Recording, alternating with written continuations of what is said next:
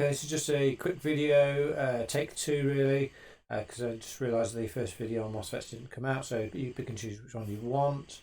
So our MOSFET, there's a symbol for it, drain gate source, just labels for the device. This is a N-channel enhancement MOSFET, N-channel.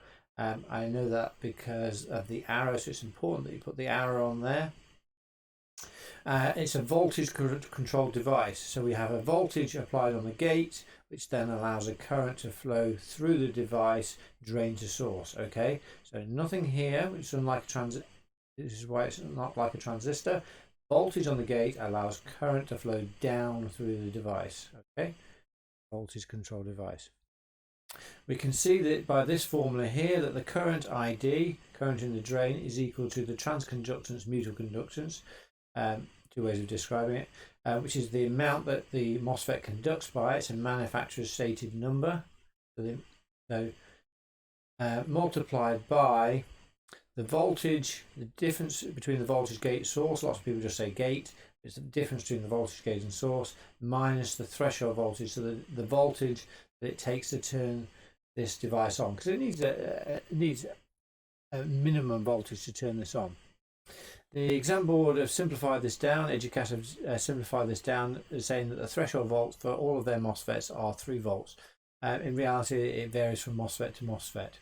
We can see that on this graph here, so that as we apply a voltage on the gate with respect to the sources, we get to the threshold voltage, then the device starts to turn on, and then current flows down through it. So that's where this formula comes from, saying it's a voltage control device. Okay, let's just pause for a second. Okay, so we've got this circuit here. We've got a lamp that's going to come on when it's dark.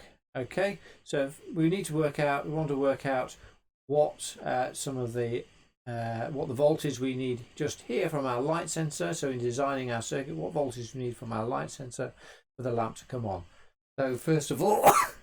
If we'll make the assumption that when the MOSFET is on, that all of the voltage is supply voltage across the lamp. So that gives us the current flowing through the lamp, okay, of 1 amp. And then we can use the formula using ID again. Right. Go just a little bit more. So we can use the formula ID is equal to GM VGS minus 3 volts. So we can put it in all of our house. So we've got 1 amp is equal to 200 millisiemens. So transconductance is measured in Siemens. So 200 millisiemens, and this is VGS that we're looking to find. The voltage just here. So then doing a slight rearrangement, and I end up with 8 volts. So I know that I need to get 8 volts just here to turn the lamp on.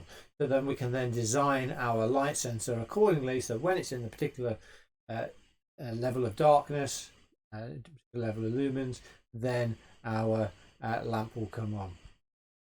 Okay, one last thing. So we made our assumption to start with that all of the voltage was going to be across the lamp and not across the MOSFET. Well, in reality, there will be a small resistance of when the MOSFET is on. That's called RDS on. So one of the things we can work out is what is the power dissipated across the MOSFET when it's on. So I squared R, but instead of just R, we can use RDS on. So I squared R is a very useful formula for power.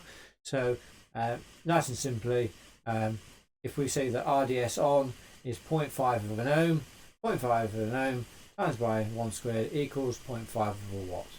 Okay, and that covers most of the general main points for this level of using a MOSFET. There's a little bit more that we could do, but for this level, that covers the main aspects.